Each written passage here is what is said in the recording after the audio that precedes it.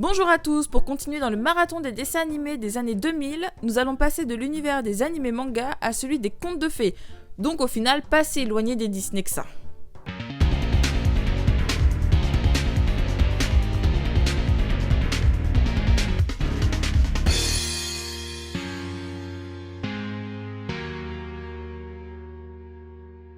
Aujourd'hui, je vais vous présenter la série d'animation Simsalagrim, qui était vraiment la dessin animé de mon enfance. Cette série d'animation raconte la vie trépidante de deux aventuriers bien particuliers qui sont Yo-Yo et Doc Croc dans les contes de fées. Alors je ne saurais pas vous dire quelles sont les origines de ces deux héros. Je dirais comme ça que Doc Croc est un petit amphibien, soit un petit lézard bicolore, d'ailleurs de couleur assez inhabituelle. Et pour Yo-Yo, je dirais que c'est peut-être un petit chat bleu sans queue et sans oreilles. Yo-Yo est un aventurier intrépide, parfois trop téméraire, qui n'a peur de rien. Il ose mesurer un animal féroce qui fait à peu près 30 fois sa taille. Et il n'hésite pas une seule seconde à se jeter dans la gueule d'un loup pour sauver un chevreau. Je m'appelle Yo-Yo, je suis un grand aventurier depuis...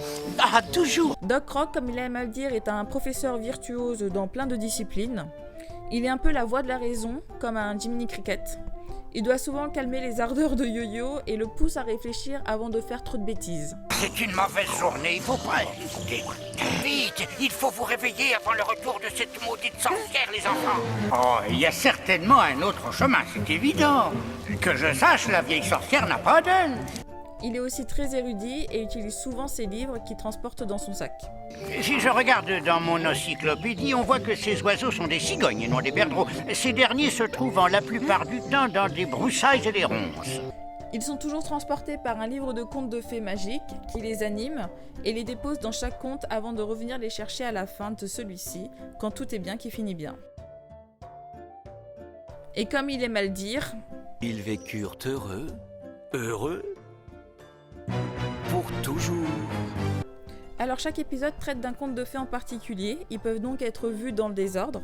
Bien que le titre de la série d'animation soit Simsalagrim, les contes ne sont pas tous des frères Grimm. Certains viennent de Charles Perrault, tels que Le Petit Chaperon Rouge, L'Appel au Bois dormant et Cendrillon, ou encore d'Anderson, comme La Petite Sirène et Les Habits neufs de l'Empereur. Je trouve cette série particulièrement intéressante et vraiment très bien. Les quelques points négatifs que j'ai relevés sont que l'animation est assez rudimentaire. En effet, bien qu'elle soit sympathique et assez fluide, tous les personnages ont à peu près la même tête épisode après épisode. Par exemple, le prince, le roi, les princesses.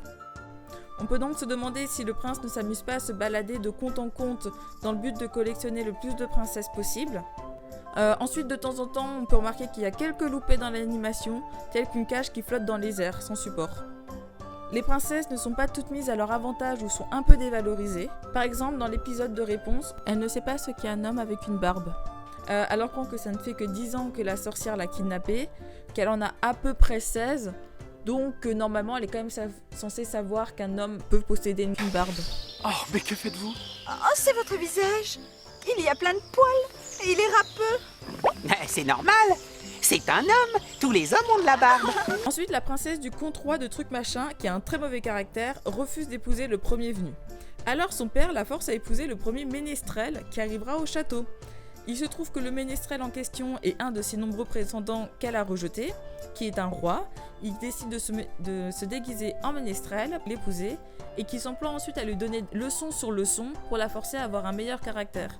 Ça aussi, pareil, je trouve ça un tout petit peu limite de forcer une personne à changer pour s'adapter à ce que lui veut.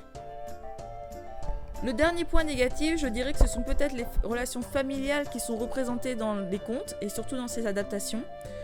En effet, dans l'épisode Le loup et les 7 chevreaux, le fils du loup aide quand même les protagonistes à mettre des pierres dans le ventre de son père, ce qui l'amèneront à manquer de se noyer dans la rivière, et il n'acceptera de l'aider et de l'en sortir que s'il lui fait la promesse de devenir végétarien.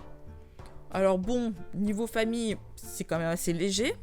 Ensuite, dans l'épisode Les 6 serviteurs, la reine, qui est la mère de la princesse, est un peu trop protectrice, je dirais, et c'est d'ailleurs la seule chose que je lui reprocherai, car elle refuse que sa fille épouse le premier venu, et le force à réaliser des épreuves. Alors d'accord, en effet, elle ne veut pas que sa fille épouse un prince, car elle prendra dans ce cas-là la couronne et elle ne sera plus reine.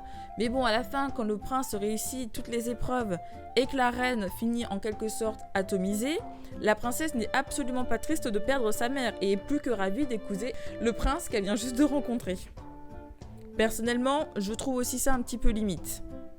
Au final, à part ces quelques points négatifs, je trouve que les épisodes sont très intéressants et j'aime beaucoup donc cette série d'animation.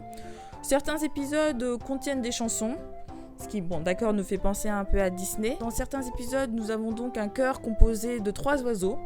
Sur 2 pattes, pas de chance, oh, oh, oh. Pas facile de garder sa prestance, oh, oh, oh. Et quand on n'a pas vraiment le choix, oh, oh, oh. Pas question de reculer d'un pas, oh, oh. Dans un autre, ce sont les princes qui de temps en temps poussent la chansonnette.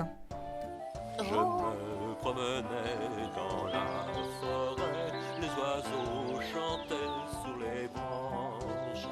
Leur chant si doux, leur chant si tendre, à quel plaisir de l'entendre.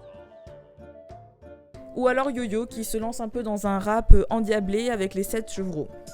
Lorsque dans la grande ville, les mamans s'en vont, les enfants jouent dans la maison. Ils sont très cool, font pas les fous, et les pauvres mamans n'en savent rien du tout. Vraiment tout va mal, c'est la face l'horreur, pour le grand méchant loup, mais qui en a peur. Vraiment tout va mal, c'est la face l'horreur, pour le grand méchant loup, mais qui en a peur. On peut faire un lien entre cette série d'animation et une autre, La Brigade des Contes de Fées, qui est un dessin animé des années 2000 qui met en scène Chris Anderson et Johnny Legend, 2 officiers de la brigade, qui ont pour but de trouver les coupables des bouleversements des contes de fées. En effet, dans cette série, les contes de fées, tout se déroule très très bien, jusqu'à un moment, un élément perturbateur qui va perturber le conte, et ils seront en charge donc de trouver le coupable, ou alors l'élément qui aura déclenché un peu la catastrophe. Donc leur rôle est plutôt d'être des enquêteurs, alors que Yo-Yo et Doc doivent plutôt épauler les protagonistes. Voilà, j'espère que la présentation de ce dessin animé vous aura plu, et je vous dis à la prochaine. Simsa, Simsala, Simsalagrim.